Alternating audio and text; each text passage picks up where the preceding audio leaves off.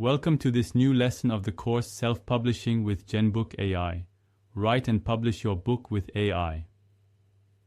We have already covered plot development, character building, and mistakes to avoid in writing, but now it's time to organize the story into chapters and manage the narrative pace. A book well divided into chapters and with a balanced pace helps the reader to stay involved and experience the story without difficulty. A study by Stanford University has shown that books with a fluid narrative pace and a clear division into chapters keep the reader engaged longer than those with a chaotic structure.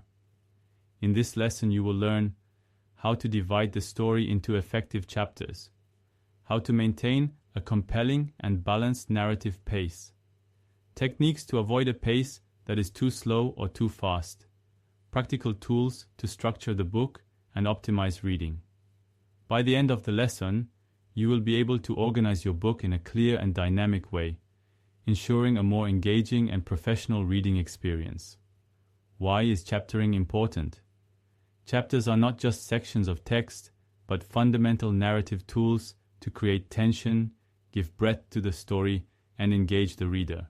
They help maintain the reader's attention and set the pace of the narrative. They offer moments of natural pause in reading. They can create suspense and encourage the reader to continue. Example: thrillers often end chapters with a twist to push the reader to read the next one. Page-turning effect. Literary novels, on the other hand, can have longer and more thoughtful chapters to immerse the reader in the atmosphere. Properly dividing a book into chapters improves readability and the overall reader experience. How to structure an effective chapter. An effective chapter must have a clear structure and a precise purpose. 1. Engaging. Opening. The first paragraph must capture the attention and immediately immerse the reader in the scene. Example: the acrid smell of smoke filled the room. Marco turned around suddenly. The door was open. Someone had come in. A good opening intrigues the reader and pushes him to continue. 2. Development and conflict. The chapter must advance the story, developing events, tensions or revelations. It must not be a simple filler, but contribute to the evolution of the plot. Example: a chapter can show the protagonist struggling with a difficult choice or reveal a crucial detail about the plot. 3. Impactful closing. The end of the chapter should leave the reader wanting to know what happens next. Effective closing techniques. Plot twist. The door swung open and everything changed. Open question. What if everything I thought was a lie? Tense moment. The phone rang. She already knew who it was. A well-structured chapter keeps the story compelling and the reader curious. Narrative pace and how to balance. Narrative pace is the heartbeat of the book. If it is too slow, it bores. If it is too fast, it confuses. The pace should adapt to the genre of the book and the moments of the plot. Action scenes require short and quick sentences, while moments of introspection can have more detailed descriptions. Alternating intense scenes and moments of pause creates balance in the narrative. Example of well-balanced pacing. A thriller can alternate frenetic chases with slower chapters of investigation and reflection. A romantic novel can have emotional chapters followed by lighter moments. Techniques for managing pacing. Use shorter sentences in action scenes to increase tension. Avoid excessive descriptions in moments of high tension. Use dialogue to speed up the pace when necessary. A well-managed pace keeps the reader immersed in the story. Common mistakes in chaptering and narrative pacing. 1. Chapters that are too long and without pauses. A modern reader tends to prefer shorter and more flowing chapters. 2. Chapters that do not advance the story. Each chapter must have a clear narrative purpose. 3. Pacing that is too uniform. A story with a constant pace can be monotonous. It alternates tension and moments of respite. 4. Ineffective chapter closures. If a chapter ends without creating curiosity, the reader may lose interest. Avoiding these mistakes makes the book more engaging and enjoyable to read. Practical exercise. Write an outline of your chapters by answering these questions. What is the main goal of each chapter? How does it begin and end? Does the pace change throughout the story? Review your outline and check if the chapters are balanced and keep the reader engaged. Lesson summary. Today we learned the importance of chapter divisions for the structure of the book, how to build an effective chapter with an engaging opening, development, and closing, techniques to balance the narrative pace and keep the reader's attention high, common mistakes to avoid in chapter divisions and story pacing. We've talked about chapter divisions and narrative pacing, but now it's time to address one of the most critical elements for the success of your book: the incipit. The incipit is the first impression that the reader will have of your book. If it doesn't capture him immediately, there is a risk that he will abandon reading. A study by Yale University has shown that readers decide whether to continue a book in the first 5 to 10 pages. An effective incipit can make the difference between a reader who continues and one who closes the book. In this lesson, you will learn what are the main functions of an incipit and why it is essential for the success of the book, the different types of incipits, and how to choose the most suitable one for your story. Techniques for writing a compelling incipit that immediately captures the reader's attention. Common mistakes to avoid so as not to lose the reader from the first pages. By the end of the lesson, you will be able to write a strong, engaging, and memorable incipit that encourages the reader to continue reading. What is an incipit and why is it so important? The incipit is the beginning of the story, the point at which the reader enters the narrative world. It introduces the tone and style of the book. It introduces the protagonist or the main conflict, creates curiosity, and emotionally engages the reader. Examples of famous incipits: Call Me Ishmael, Moby Dick by Herman Melville, a short and intriguing incipit. It Was the Day My Grandmother Became a Ghost, The Shadow of the Wind by Carlos Ruiz Zafón, an incipit that immediately creates mystery and interest. It Was the Best of Times, It Was the Worst of Times. A Tale of Two Cities by Charles Dickens, an evocative incipit that introduces the tone of the story. A powerful incipit captures the reader's attention and intrigues them, pushing them to continue. Different types of incipits. There are various types of incipits, and the choice depends on the genre and style of the book. On in medias res, in the middle of the action, incipit. The incipit begins with a crucial event or intense action. Perfect for thrillers, mysteries, and action fantasy. Example: The bullet grazed my head. I ran without looking back. Pros: captures the reader's attention right away. Cons: can be confusing if you don't quickly provide contextual details. 2. Descriptive incipit introduces the world of the story with an evocative description. Perfect for fantasy, historical novels, and atmospheric literature. Example: The fog lay like a veil over the hills, drowning out every sound.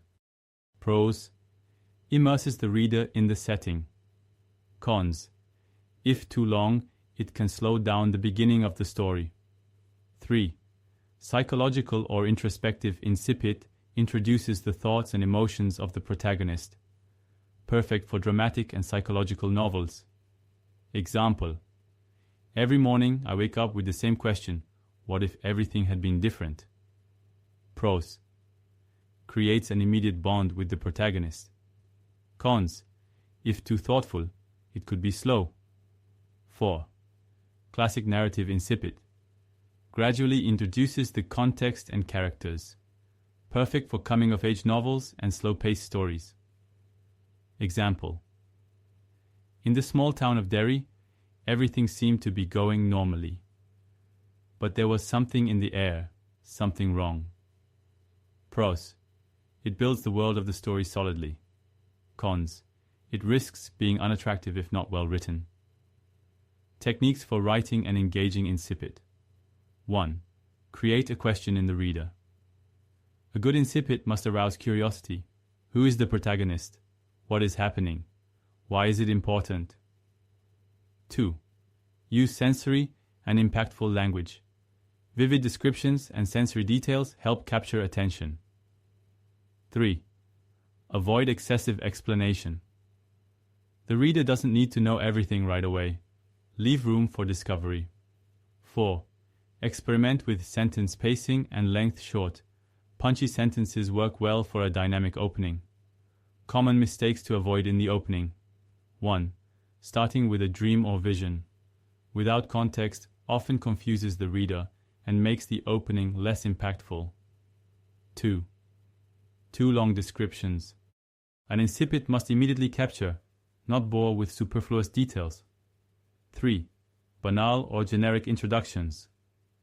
Avoid phrases like, "It was a normal day," or "Everything seemed calm," that do not arouse curiosity.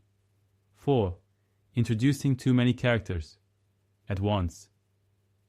The reader must have time to familiarize himself with the story before being inundated with names. Avoiding these mistakes makes the incipit more effective and interesting. Practical exercise. Write 3 different incipits for your story using different styles. 1 in medias res, 1 descriptive, 1 introspective.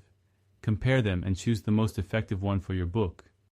We've already explored how to divide the story into chapters, maintain a good narrative pace, and write an effective incipit, but now we're focusing on one of the most important elements of the narrative, the climax. The climax is the most intense moment of the story, the point where the tension reaches its maximum and everything changes for the protagonist. If the climax is weak, the entire story loses impact. A study by the University of Cambridge has shown that readers remember books with a strong and well-constructed climax more than those with a weak or predictable resolution. In this lesson you will learn what is the climax and why it is the most important moment of the story, the techniques for building a powerful and exciting climax, the common mistakes to avoid when building the climax of the narrative, how to balance tension, emotion, and resolution for maximum effect. By the end of the lesson, you will be able to write a narrative climax that will shock the reader and make your story memorable. What is climax and why is it so important? The climax is the point of maximum emotional tension in the story, the moment when everything reaches its maximum intensity before the resolution. It is the moment when the protagonist faces his greatest challenge. It marks the decisive turning point of the story. It generates strong emotions in the reader, who is involved in the destiny of the protagonist. Examples of iconic climaxes: The Lord of the Rings. Frodo arrives at Mount Doom and struggles with the pull of the ring. Harry Potter and the Deathly Hallows. The final confrontation between Harry and Voldemort. Pride and Prejudice. The moment Elizabeth realizes she has misjudged Darcy. A strong climax is one that leaves the reader breathless and creates a lasting impact. The structure of a powerful climax. A well-constructed climax follows a clear structure to maximize the emotional impact. 1. Tension building. There must be a gradual build-up of tension that leads the reader to feel the climax is inevitable. Example: a detective who follows a lead throughout the book, with pieces of evidence finally falling into place at the decisive moment. 2. The central conflict explodes. The protagonist faces his greatest challenge, be it a physical enemy, a shocking truth, or a difficult choice.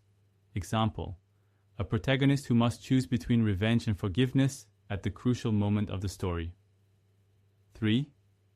The point of no return. After the climax, nothing will be the same again. The protagonist has changed, and the story takes a definitive direction. Example: after defeating his worst enemy, the protagonist realizes that victory comes at a price and that he will not be able to go back to his old life. This structure keeps the tension high and guarantees a memorable ending. Techniques to make the climax engaging. 1. Create a moral dilemma for the protagonist. The climax is most effective when the protagonist must make a difficult decision that tests his values and beliefs. Example: a hero has the opportunity to defeat the enemy, but only by sacrificing someone he loves. 2. Use time to increase the pressure. A countdown or an imminent deadline make the climax more tense. Example: a bomb is about to explode. The protagonist has only a few minutes to stop it. 3. Make the reader feel the emotion of the moment. Use vivid descriptions and sensory details to immerse the reader in the scene.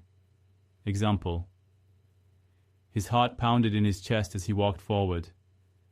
Every breath was a knife in his lungs.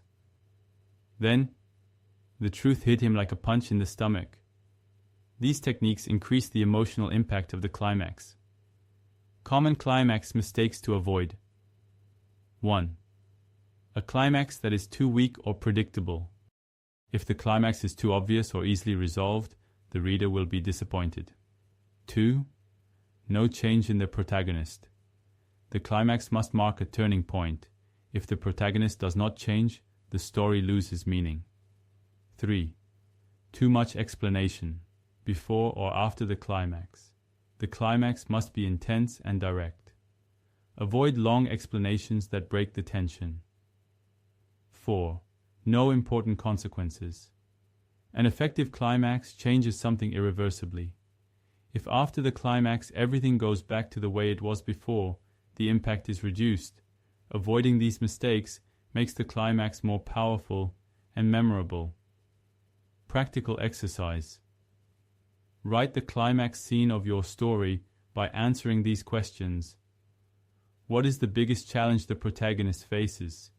Is there a moral dilemma or a difficult choice? Does the climax lead to irreversible change? Reread the scene and check if it generates enough tension and emotional impact. Lesson summary. Today we learned: what is the climax and why is it the most important moment in the story? How to build a strong climax with tension, conflict, and change. Techniques to make the climax engaging and exciting. Mistakes to avoid to not compromise the culminating moment of the story. We have talked about incipits, climaxes, and narrative rhythm, but now it is time to deal with one of the most crucial aspects of writing a book: the conclusion. A strong ending can make your story unforgettable, while a weak or rushed ending can leave the reader disappointed. A study by Harvard University revealed that the ending of a book is the part most remembered by the reader and influences the overall judgment of the story. In this lesson, you will learn: what are the fundamental functions of an effective conclusion, the different types of endings and when to use them, techniques for writing a satisfying and memorable conclusion, common mistakes to avoid when closing a story. By the end of this lesson, you will be able to close your book effectively, leaving a lasting impression on your readers. Why is a good conclusion important? The conclusion is the last experience the reader has with your story. It must be satisfying, coherent, and leave an emotional impact. It must give a sense of closure to the plot. It must reflect the evolution of the protagonist and the themes of the story. It can leave the reader with a reflection or a strong emotion. Examples of memorable endings: 1984 by George Orwell. A dystopian ending that leaves the reader with a feeling of unease. The Great Gatsby by F. Scott Fitzgerald. A melancholic ending that reflects on the American dream. Harry Potter and the Deathly Hallows. An epic ending that closes the story and shows the fate of the characters. A good ending leaves the reader with something to think about and can turn a good book into a great book. Different types of narrative endings. There are different types of endings, and the choice depends on the genre, tone, and goal of your story. 1. The closed ending, or conclusive, resolves all conflicts and leaves no unanswered questions, perfect for thrillers, fantasy, and standalone novels. Example: a detective solves the case, the murderer is arrested, justice is done. Pros: gives a feeling of completeness and satisfaction. Cons: if too predictable, it can be obvious. 2. The open ending. It leaves room for the reader's interpretation, without answering all the questions. Perfect for psychological novels, stories with philosophical undertones, or that foresee a sequel. Example: a man receives a mysterious phone call, and the book closes before he answers. Pros: it stimulates reflection and keeps the story alive in the reader's mind. Cons: if it's too vague, it can be frustrating. 3. The surprise ending. It turns the reader's expectations on their head with a final twist. Perfect for thrillers, horror, and novels with elements of suspense. Example: the protagonist discovers that he has been manipulated the entire time by his best friend. Pros: adds a shocking element that sticks in the mind. Cons: if it's not well constructed, it can seem forced. 4. The circular ending. It brings the reader back to where they started, with a change in the protagonist. Perfect for coming-of-age novels and literary fiction. Example: a man sets out on a journey to find himself and eventually returns home, but with a new awareness. Pros: it gives a sense of symbolic closure and depth to the story. Cons: if not handled well, it can seem repetitive. Techniques for writing an engaging ending. 1. Reconnect the ending to the beginning. Use details or phrases from the beginning of the book to create a closing effect. 2. Create an emotionally strong moment. The reader must feel something in the ending: joy, sadness, surprise, or nostalgia. 3. Show the transformation of the protagonist. A good ending highlights the change that has occurred in the protagonist since the beginning. 4. Avoid a rushed ending. An ending must have the right space to develop without seeming improvised. Following these techniques helps to create an ending that remains in the reader's memory. Common mistakes to avoid in the conclusion. 1. Wrapping up too quickly. If the climax is strong, but the ending is rushed, the reader may feel dissatisfied. 2. Leaving too many elements hanging, if it is not an open ending. If the book is self-contained, the main conflicts must be resolved. 3. Putting in too much explanation. A good ending should not explain everything in great detail, but leave room for the imagination. 4. Creating an ending that does not fit the story. An ending that doesn't follow the logic of the plot or the character can feel artificial. Avoiding these mistakes makes the conclusion more effective and satisfying. Practical exercise. Write 3 alternative endings for your story using different types. A closed ending, an open ending, a surprise ending. Compare them and choose which one best reflects your story and the message you want to convey. Lesson summary. Today we learned the importance of an effective ending for the success of the story, the different types of endings and when to use them, the techniques for writing a satisfying and memorable conclusion, the common mistakes to avoid when closing a book. Thank you for following this lesson. See you next time.